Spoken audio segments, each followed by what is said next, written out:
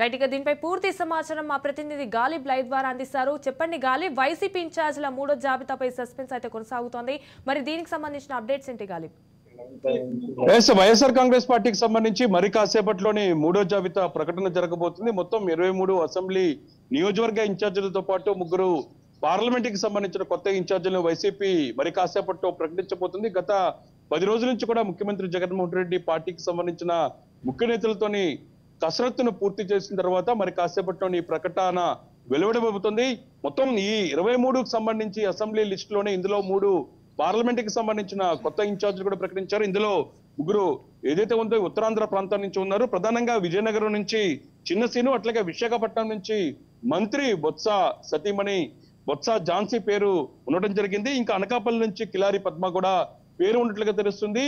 ఇటు ఎంపీతో పాటు ఎమ్మెల్యేల సంబంధించిన అభ్యర్థులే కాకుండా ఎంపీలకు సంబంధించిన నియోజకవర్గ ఇన్ఛార్జీలకు సంబంధించి కూడా ఇప్పటికే కసరత్తు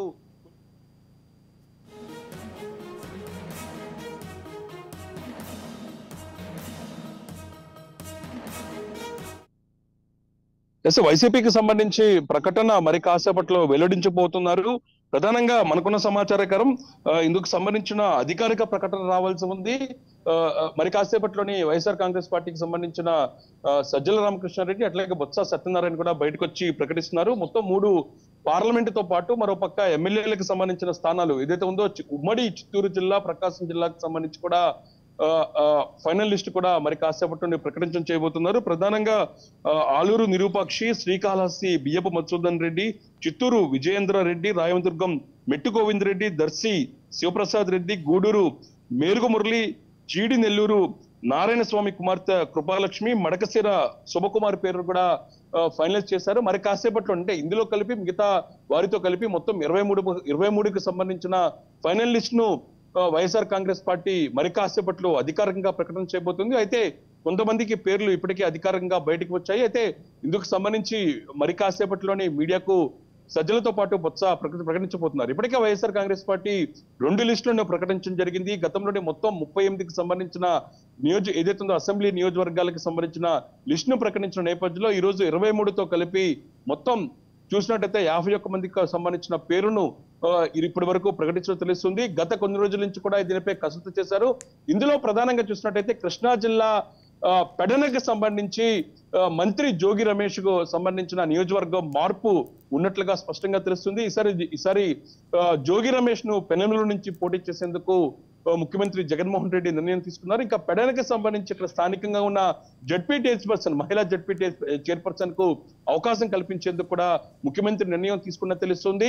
ఈ నేపథ్యంలో పూర్తి స్థాయిలో వడబోతులు, దాంతో పాటు ఒకటికి 2 సార్లు పేర్లకు సంబంధించి కసరత్తు, అంతర్గత సర్వేలు, పూర్తి స్థాయిలోని సామాజిక సంబంధించిన ఈక్వేషన్స్ పూర్తి చేసిన తర్వాత వైఎస్ఆర్ కాంగ్రెస్ పార్టీకి సంబంధించి దాదాపు 10 నుంచి 15 రోజుల పాటు పూర్తి కసరత్తు చేసిన తర్వాత వైసీపీ 23కు సంబంధించిన జాబితా ప్రకటించబోతుంది. ఇందులోని ఎంపీలు కూడా ఉండబోతున్నారు. కొన్ని ప్రాంతాల్లోని ఒకరికి బదులు ఇంకొక పేరు ప్రకటించిన నేపథ్యంలోనే అక్కడ పూర్తి స్థాయిలో అసంతృప్తి జాలు నెలకొన్న నేపథ్యంలోనే ఎవరైతే ఎమ్మెల్యేలను పక్కన పెట్టి కొత్త వాళ్ళను అధికారికంగా తీసుకునే అవకాశం ఉన్న నేపథ్యంలోనే వాళ్ళకి సంబంధించి కూడా ఇప్పటికే ముఖ్యమంత్రి జగన్మోహన్ రెడ్డి నేరుగా క్యాంపు కార్యాలయానికి పిలిపించి మరీ మాట్లాడారు. మరికొందరు ఇప్పటికే ఇతర పార్టీల వైపు చూసినట్లుగా తెలుస్తుంది.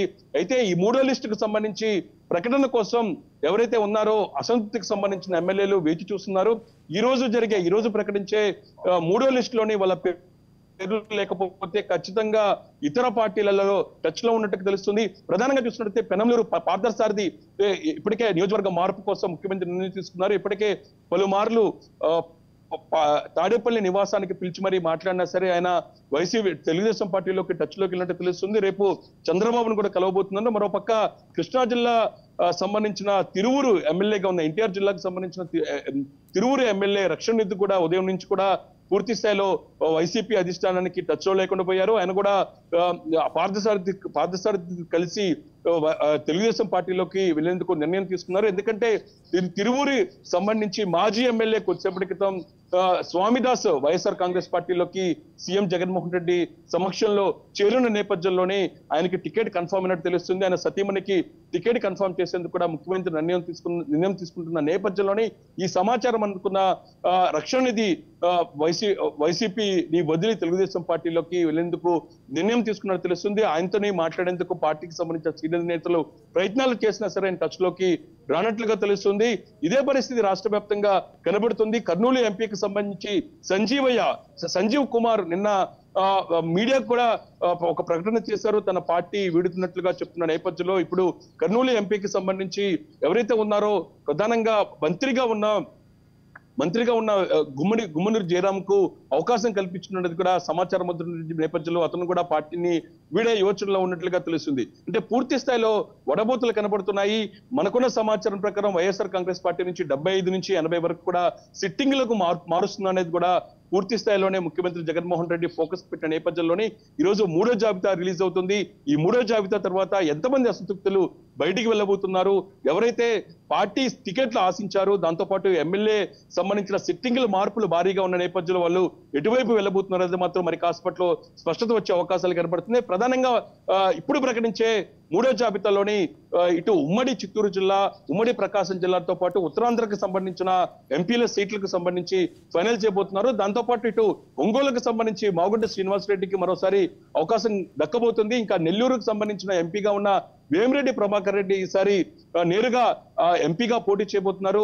ఆయనకి ఏప్రిల్ తోని రాజ్యసభ సంబంధించిన గడువు ముగుస్తున్న నేపథ్యంలో నేను ఎంపీగా పోటీ చేయాలని కూడా ముఖ్యమంత్రి నిర్ణయం తీసుకున్న నేపథ్యంలోనే ఈయన పేరు కూడా ఉండే అవకాశాలు స్పష్టంగా కనపడుతున్నాయి. ప్రకాశం జిల్లా నేతలతో ఇప్పటికే పలుమార్లు ముఖ్యమంత్రి జగన్మోహన్ రెడ్డి సమావేశం నిర్వహించారు. ప్రధానంగా బాలినేనికి సంబంధించి నియోజకవర్గ మార్పు లాంటి అంశాలపై కూడా ఆయనతో మాట్లాడే ప్రయత్నం చేసిన పరిస్థితి కనబడుతుంది. ఇంకా కృష్ణా జిల్లాకు సంబంధించి కూడా ఇదే పరిస్థితి కనబడుతుంది. కృష్ణా జిల్లాకు సంబంధించిన నేతలతో కూడా పలుమార్లు చర్చ జరిపిన నేపథ్యంలో ఓవరాల్ గా వడపోతుల తర్వాత మరి కాసేపట్లో వైఎస్ఆర్ కాంగ్రెస్ పార్టీకి సంబంధించిన 23కి సంబంధించిన లిస్టు ప్రకటించబోతున్నట్టుగా తెలుస్తుంది. మరి కాసేపట్లోనే అధికారికంగా ఈ ప్రకటన వెలువడే అవకాశాలు కనబడుతున్నాయి.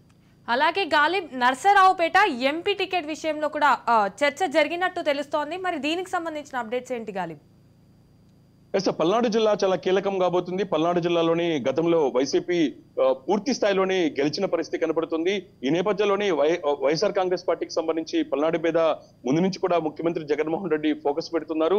ప్రధానంగా నర్సరావుపేట సీటు ఏదైతే ఉందో అసెంబ్లీ సీటుకి సంబంధించి గోపిరెడ్డి శ్రీనివాసరెడ్డిని వ్యతిరేకిస్తూ వ్యతిరేక వర్గం ఇప్పటికే నిరసన కార్యక్రమాలు, దాంతో పాటు పలుమార్లు పార్టీకి సంబంధించిన పెద్దల్ని కలిశారు. ఈ నేపథ్యంలోనే అక్కడ ఎటువంటి విభేదాలు లేకుండా ఉండాలి అనేది మాత్రం సీఎం జగన్మోహన్ రెడ్డి ఆదేశాల మేరకు విజయసాయి రెడ్డి ఆ వ్యతిరేక వర్గంతో సమావేశాలు, దాంతో పాటు గోపిరెడ్డి వర్గంతో సమావేశం నేపథ్యంలోని అక్కడ గోపిరెడ్డికే మరోసారి అవకాశం కల్పించబోతున్నారు. ఈ నేపథ్యంలోని నర్సరావుపేట ఎంపీ స్థానానికి సంబంధించి ముఖ్యమంత్రి జగన్మోహన్ రెడ్డి పలు అంశాలను కూడా ప్రస్తావించారు. ప్రధానంగా ఇప్పుడు సిట్టింగ్ గా ఉన్న లావు కృష్ణదేవరాయలను గుంటూరుకు వెళ్లేందుకు పార్టీ సూచించి ఆయన గుంటూరు నుంచి పోటీ చేసేందుకు విముఖత వ్యక్తం చేస్తున్న నేపథ్యంలోని ఎంపీ సీటుపై ఈ రోజు సాయంత్రం మాచర్ల ఎమ్మెల్యే పిన్నేటితో పాటు మరోపక్క గురజాల ఎమ్మెల్యే మహేష్ రెడ్డి, దాంతో పాటు గోపిరెడ్డి శ్రీనివాస్ రెడ్డితోని ముఖ్యమంత్రి సమావేశం నిర్వహించారు. ఈ నేపథ్యంలోని నర్సరావుపేట సిబి సీటుకు సంబంధించి లావు శ్రీకృష్ణ దేవరాయలను పేరును ఆ పల్నాడు జిల్లాకు సంబంధించిన ఎమ్మెల్యేలు ప్రస్తావించిన నేపథ్యంలోని ముఖ్యమంత్రి మాత్రం ఈసారి ఆ స్థానం నుంచి బీసీకి అవకాశం కల్పించేందుకు కూడా నిర్ణయం తీసుకున్నట్టు తెలుస్తుంది. పలుమేర్లు బీసీకి సంబంధించిన సామాజిక వర్గాలకు సంబంధించిన నేతల పేర్లు కనబడుతున్నాయి. ప్రధానంగా నాగార్జున యాదవ్ పేరు కనబడుతుంది. ప్రస్తుతం వైసీపీ అధికార ప్రతినిధిగా ఉన్నారు, ఆయన పేరు కూడా ఉన్న నేపథ్యంలోని అయితే ప్రస్తుతం ఇప్పుడు ప్రకటించే లిస్టులోని నర్సరావుపేట పేరు ఉంటుందా లేదా చూడాల్సి ఉంది. అయితే ఒక నిర్ణయానికి మాత్రం వైసీపీ అధిష్టానం వచ్చినట్టుగా తెలుస్తుంది. ఈ నేపథ్యంలోని నర్సరావుపేట సీటుకి సంబంధించి మెలిక గుంటూరు ఎంపీ స్థానానికి ఉన్న నేపథ్యంలోని ఇది ఇప్పట్లోని సత్మణిగా అవకాశాలు కనిపించట్లేదు.